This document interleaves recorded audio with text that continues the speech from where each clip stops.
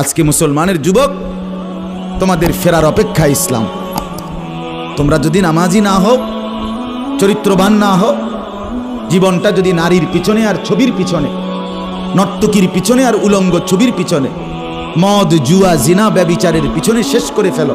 এই চোখের দৃষ্টি, এই নজর, এই চোখের দৃষ্টি, এটা যদি নষ্ট করে ফেলো, গুনাহ দেখতে দেখতে, নাপাক ছবি দেখতে দেখতে, তো তোমরা নিজের জীবনই ভালো বাঁচবা কেমনে? ইসলামের জন্যই লড়বা কেন? আর মুসলমানের যুবক যদি হেরে যায়, মুসলমানের যুবক যদি পড়ে যায়, তো দ্বীনের জন্য জানবাজি রাখবে কে? এই বুড়ারা, 60 বছর 70 বছরের বুড়া, এবার আর দৌড়তে পারবো? এবার দোয়া না করবো? কথা বলেন না কেন? মুরব্বীরা কি করবে? কলিজা ছিঁড়ে দোয়া করবে।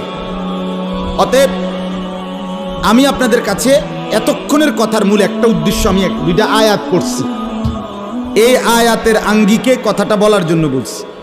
আজকে আমরা গুনার মধ্যে সবচেয়ে বেশি, বহুভাবেই আমাদের মধ্যে গুনাহ আছে, বাকি এই নজরের গুনাহ আমাদের সবচেয়ে বেশি।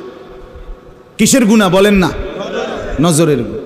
আমাদের চোখ নিয়ন্ত্রণ হারা, বাঁধন হারা। আমাদের যুব সমাজ, ছেলে মেয়ে, তাদের পুরাটা চোখ তারা মোবাইলকে দিয়ে দিছে। ওই যে আগে যে শুনছি যে স্বেচ্ছায় চক্ষুদান করত, কথা বুঝছেন না কথাটা? হ্যাঁ, মরণোত্তর চক্ষুদান। এই মরণোত্তর চক্ষুদান না, জীবিত চক্ষুদান। ওই দেখেন, ওই দেখেন ইয়াহিয়া, দেখো ওই মোবাইল কার হাত, হাতে সাইজ হলো ট্যাবলেট সাইজ, তার থেকে তার মোবাইল বড়। যেই অপদার্থ তার হাতেই মোবাইল দিছে, ওই সবচেয়ে বড় অপদার্থ। ওইটা একেবারেই অপদার্থ। সে যদি ভাই হয় তো ভাই অপদার্থ, বাপ যদি হয় ওইটা অপদার্থ বাপ। এই সন্তান নষ্ট করার সবচেয়ে বড় দায়ী আপন গার্জিয়ান। মা বেডি 2 বছরের বাচ্চাটারে বড় মোবাইলটা দিয়ে দিছে, তুই টিপ এটা, তুই তাবু ডিস্টার্ব করিস না, আমি সাইজ দিয়ে আসি ড্রেসিং টেবিলে, এবুডি পাউডার ডলে, হেতে মোবাইল টিপ। আমরা প্রত্যেকেই এই কথাটা বলতেছিলাম।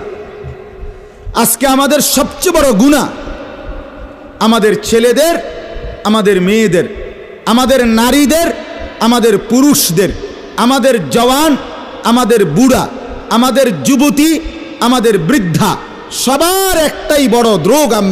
আমরা চোখ অনিয়ন্ত্রিত।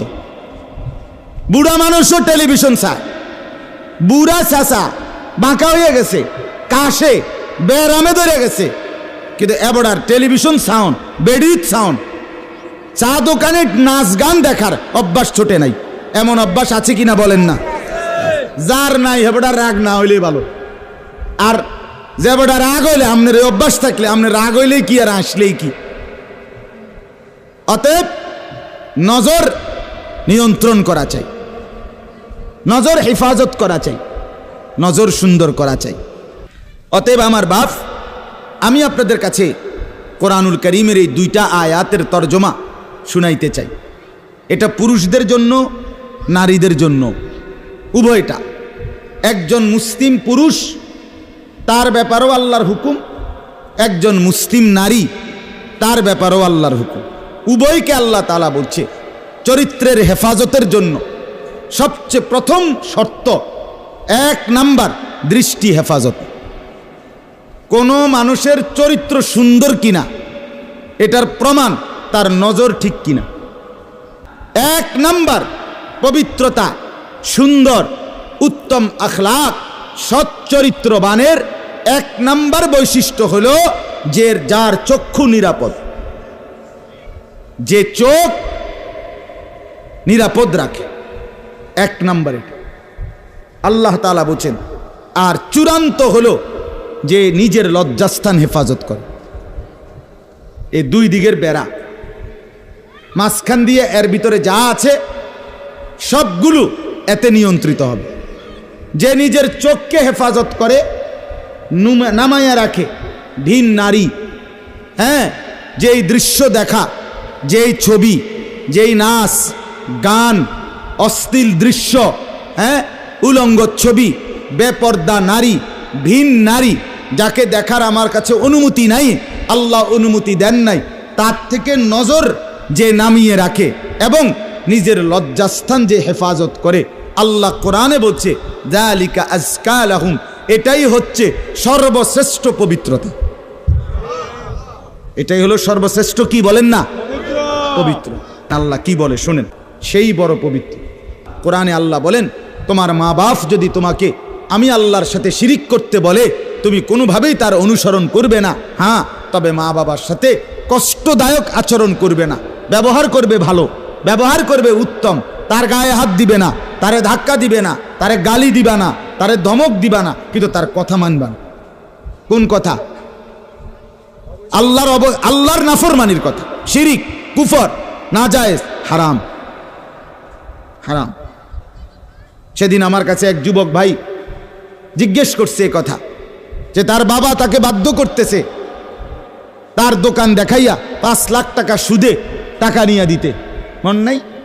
আমি পরিষ্কার আমরা বলছি যে অসম্ভব কথা। তোমার বাপ প্রয়োজনে তোমারে ঘর থেকে বের করে দিবে, দেও। এক তো তুমি তারে গালি দিও না, কিন্তু তুমি তার এই কথা মান্য না। এ কথা মানার অধিকার, যেটা আল্লাহ হারাম করছেন সেটা বাবার কথার কারণে হালাল? আরে বলেন না কেন? যেটা 18 নম্বর পারা 24 নম্বর সূরা, সূরায়ে নূর, এই সূরার 30 নম্বর আয়াত আল্লাহ তাআলা বলেন কুল, হে নবী আপনি বলুন, লিল মুমিনিন, সমস্ত মুমিন পুরুষদেরকে, মানে এই হুকুম কার্যকর শুরু হবে যেই ছেলেটা সাবালক হইছে, যেই মেয়েটা সাবালক হইছে, ওই দিন থেকে 100 কার্যকর।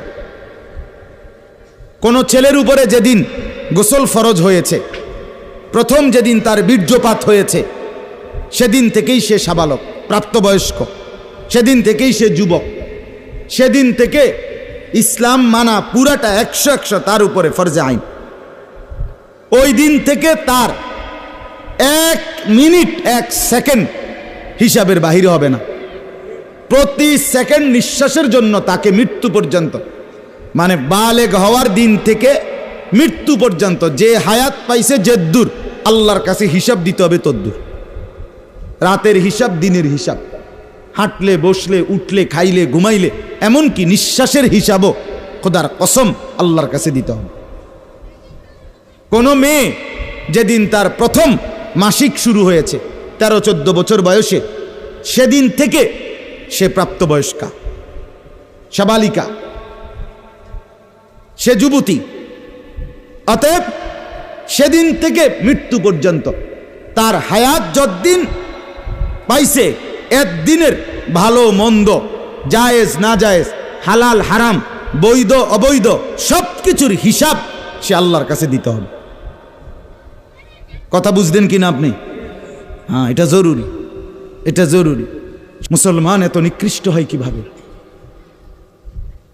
আমরা নিজে কিতাবে পড়ছি, এই আজকেও পড়ছি ইয়াহিয়া, এই বইটা ফিলিস্তিনি বই, এটাতে লেখা আছে পৃথিবীর পশ্চিম প্রান্তে, মনে করেন পৃথিবীর এদিকে শেষ প্রান্তে যদি কোনো মুসলমান বোন নির্যাতিত হয়, খোদার কসম পৃথিবীর পূর্ব প্রান্তের শেষ মুসলমানের উপরও ফরজ ওই বোনের ইজ্জতের বদলা নেওয়া। এটা মাসালা। হ্যাঁ, কথা ছিল এই, মুসলমানের যুবক হবে মা বোনের ইজ্জতের পাহারাদার। আহা, কোথায় সেই মোহাম্মদ বিন কাসেম, 17 বৎসরের যুবক, আরব থেকে, আরব জাহান থেকে আসছে ভারতে, সিন্ধু প্রদেশে দেবল রাজার এলাকায় একজন বোনকে একজন ডাকাত, জলদস্যু, একজন পানির ডাকাত, জলদস্যু, তৎকালীন জামানায় একজন মুসলিম বোনের গায়ের ওড়না ধরে টান দিছিল। তখন ওই বোন চিঠি পাঠাইছিল হাজ্জাজ ইবনে ইউসুফের কাছে আরব দেশে, হাজ্জাজ তুমি বেঁচে থাকতে তোমার মুসলিম বোনের গায়ের ওড়না ধরে টান দিছে বেঈমান কাফের, তুমি এর বদলা নিবা কিনা আমি শুনতে চাই। হাজ্জাজ ইবনে ইউসুফ, আমরা কিতাবে পড়ছি, এরকম চেয়ার ছেড়ে লাফ দিয়া দাঁড়াইয়া চিৎকার দিয়া বলছে, বোন আমার, গোটা আরবের সমস্ত মুসলমান যুবক প্রয়োজনে জান দিবে, আরবের সমস্ত যুবকের কলিজা যাবে, জান দেবে, শাহাদাত বরণ করবে প্রয়োজনে, তবু আমি তোমার এই বেইজ্জতির বদলা নেব। 3 বার সেনাবাহিনী পাঠাইছে সে, 3 বার। প্রথম 2 বার পরাজিত হয়েছে মুসলিম বাহিনী, তৃতীয়বারে নিজের একমাত্র মেয়ের জামাই মোহাম্মদ ইবনে কাসেম রাহমাতুল্লাহ আলাই, এই ওনারে দিয়া এরপরে এই সিন্ধু দেবল রাজাকে পরাজিত করে ওই বোনকে জেলখানা থেকে উদ্ধার করছে এবং এই হিন্দু রাজার এলাকায় কালেমার পতাকা উড়াইয়া দিছে। হ্যাঁ, সেখান থেকেই এই ভারতীয় উপমহাদেশে মুসলমানদের যাত্রা, ইসলামের সূচনা। এক বোনের ইজ্জতের জন্য ধর্ষিতা হয় নাই, কাপড় টান দিছে কেন? খলিফা মুতাসিম বিল্লাহ, এক ইহুদি খলিফা মুতাসিম বিল্লাহ, মুসলমানদের একজন খলিফার নাম উমাইয়া খলিফা। ওনার আমলে একজন মহিলা ইহুদিদের এলাকায় গেছিল, বাজারে পর্দানসীন বোরখাওয়ালা নারী। ওই ইহুদি, দুষ্ট এক ইহুদি, ওই মহিলার পিছন দিক দিয়া, বোরকার পিছনে কৌশলে পিছন দিক দিয়া গোপনে এমন এক রশি টান দিস বাঁধছে। রশি বাঁধ দেওয়ার কারণে মহিলা যখন সামনের দিকে আগাইছে, তখন এই রশির টান লাগাতে মহিলার বোরকা উঠে গেছে উপরের দিকে সামান্য, উনি পড়ে গেছে। এই মহিলা ওই বাজারে চিৎকার দিয়া বলছে, ওয়া মুতাসিমা, হায় মুতাসিম, তুমি কই? তোমার মুসলিম বোনকে বেইজ্জতি করছে। সাথে সাথে খলিফা মুতাসিম বিল্লাহ পুরা বাহিনী নিয়ে আইসা ওই ইহুদি অঞ্চল পুরা জ্বালায় ফেলছে। কথা ছিল এই, বা কথা ছিল এই, রক্ত আর আমাদের গায়রত আর আমাদের হারিয়ে ফেলেছি। পরের মেয়ে দেখতে দেখতে, পরের নারী দেখতে দেখতে, টেলিভিশন দেখতে দেখতে, নিজের বিবি বাচ্চারও লাগাই দিছেন।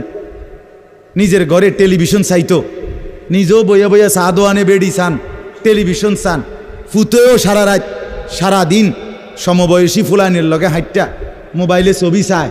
তো সমাজ গড়বে কে? পরিবার নিরাপদ থাকবে কেমনে? কথা বলেন না কেন? বুড়ারাও সাদো আনে, বেড়ি তো ঘরের টেলিভিশনে, ফুলাফাইনে মোবাইলের আড্ডায়, তো মানুষ চরিত্রবান হবে কিভাবে? কমপক্ষে মুরব্বিগত লজ্জাবোধ থাকা উচিত। আমার এটা মাথাতে ধরে না, মানে দাড়িওয়ালা 60 বছরের বুড়া বেড়া কেমনে বেড়ি চায় সাদো আনে বই? আমার একারে বহুদিন ভাই, আমি এটা অনেক দিন চিন্তা করে চাইছি, মানে এটার কারণটা কি? আরে এরকম বুড়া বেড়া কিনলে বেড়িয়ে চাইবে? আমনের কি জীবনটা আজ এতটা বছর পরেও এখনো আমনের আখেরাতের কথা মনে পড়ে নাই? আরে কি ডাকাই তো আমনে মরতেন না? আয় হায় হায়, আল্লাহ, একটা সমাজের মধ্যে কিছু মানুষ তো থাকা উচিত। আরে বলেন না, 2, 4, 10, 50 জন মানুষ তো একটা সমাজে থাকা উচিত, যারা সবাইকে চরিত্রের কথা, আখলাকের কথা, নামাজের কথা, আল্লাহর কথা, পরকালের কথা বলবে। এটা কি উচিত না? কথা বলেন, উচিত না? কিছু মানুষ উচিত না। কই মানুষগুলো কই? বলেন না চাচা, ওই মানুষগুলো কই? চেয়ারম্যান ভাই বলেন, কই মানুষগুলো কই? আচ্ছা চেয়ারম্যান আপনি কোন ভাই? আমি তো এতক্ষণ খেয়াল করি নাই। আরিফ ভাই আমাদেরও খুব কলিজার টুকরা, মহব্বতের আমার। তো আমনে বলেন, একজন চেয়ারম্যানকে বলতে বলেন মাইক দিয়ে, এখন 1 সপ্তাহ 1 মাসে এই নারী গঠিত কেলেঙ্কারির কি পরিমাণ বিচার তারা করতে হবে? আমি অসংখ্য চেয়ারম্যানের সাথে কথা বলছি, প্রায় বলে হুজুর সমাজটা খাইয়া লাইছে একদম। এই যে বলতেছে এটাই বেশি। চরিত্রহীনতার সয়লাভ। আহারে নারী, বেচারা স্বামী 16 বছর বিদেশ করছে, হায় রে কলজা ফাটা তার কষ্ট।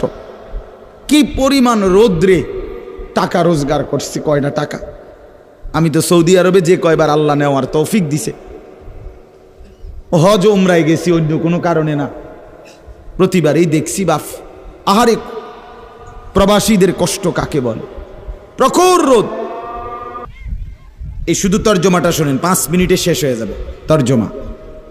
আল্লাহ তাআলা বলেন, কুল্লিল মুমিনিনা, হে নবী আপনি মুমিন পুরুষদেরকে বলেন। তাহলে পুরুষ বলতে কি বুঝাইছি বুঝছেন তো এটা নাকি? যেদিন থেকে সাবালক, আর মহিলা যেদিন থেকে তার মাসিক শুরু হয় প্রথম, সেদিন থেকে নারী। আল্লাহ বলেন হে নবী প্রত্যেক পুরুষকে বলেন ইয়াগুদ্দু মিন আবসারিহিম ওয়া ইয়াহফাজু ফুরুজাহুম, তারা যেন বাধ্যতামূলক দুইটা কাজ করে। এক, ইয়াগুদ্দু মিন আবসারিহিম, তারা যেন তাদের চোখ নিচের দিকে নামায় ভিন নারী থেকে, নাজায়েজ দৃশ্য থেকে, যে জিনিস দেখার অনুমতি নাই, যেই ছবি দেখার অনুমতি নাই, যেই নারীকে দেখার অনুমতি নাই, তার থেকে যেন তারা চোখ নামায়। ওয়া ইয়াহফাজু ফুরুজাহুম, এবং প্রত্যেকটা মুমিন যেন নিজের লজ্জাস্থানকে হেফাজত করে। নিজের লজ্জাস্থান হালালভাবে অনুমোদিত ছাড়া, স্বামী স্ত্রীর পবিত্রতা ছাড়া অন্য কোনো ক্ষেত্রে নিজের লজ্জাস্থানকে হারামভাবে যেন ব্যবহার না করে, নিজের হাত দ্বারা কোনো অবৈধ কাজ যেন না করে, নিজে পুরুষ যেন কোনো অবৈধ নাচ না করে, বিন নারীর সাথে যেন নিজের লজ্জাস্থানের জিনা ব্যভিচার, যেন অসভ্যতা অশ্লীলতা এমনটা যেন না করে। আল্লাহ বলেন যালিকা আযকা লাহুম, কি হবে এতে? আল্লাহ বলে এটাই হবে সর্বশ্রেষ্ঠ পবিত্রতা। এটাই কি বলেন না? সর্বশ্রেষ্ঠ পবিত্রতা। ইন্নাল্লাহা খাবীরুম বিমা ইয়াসনাউন, আল্লাহ বলে যত কৌশলে, যত ফন্দিতে, যত বুদ্ধিতে, যত সিক্রেটে, যত গোপনে তোমরা যে যাই করো, আমি আল্লাহ 100 খবর রাখি। আমার কাছে গোপন কিছু গোপন নাই।